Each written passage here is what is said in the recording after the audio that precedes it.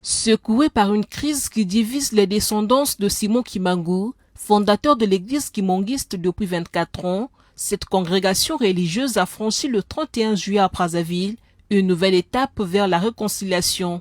Et c'est sous la médiation du procureur de la République André Okogakala que les deux franges de l'église ont été exhortées à préserver et à rétablir l'unité et l'entente entre les descendants de Papa Simon Kimbangu. Cette rencontre s'est soldée par une déclaration du procureur qui engage les deux parties par la signature d'un protocole d'accord au respect des principes fondateurs de cette église. Pour préserver l'ordre public et réinstaurer l'harmonie au sein de l'église kimonguiste de Brazzaville, les deux franges en conflit ont manifesté l'intérêt de se réconcilier en sollicitant mon implication.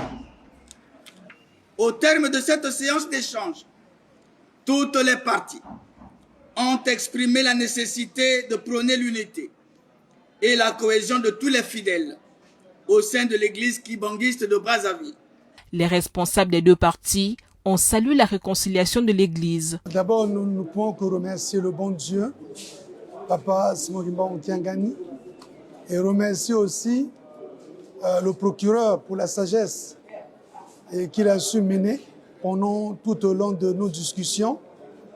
Et nous disons aussi merci à, la frange Bana 26 d'avoir compris que Nkamba est le siège de notre église, Nkamba Nouvelle-Jérusalem, et que nous avons tous une seule église, dont le siège est au 75 avenue des Trois Martyrs. Papa Simon Kimbangu Kiangani, c'est notre chef spirituel. Ça, vous pouvez fouiller tous les procès-verbaux. J'ai tout un paquet de convocations que j'ai reçues depuis qu'il y a eu cette crise-là. Nous l'avons toujours déclaré haut et fort que Nkamba, c'est notre siège.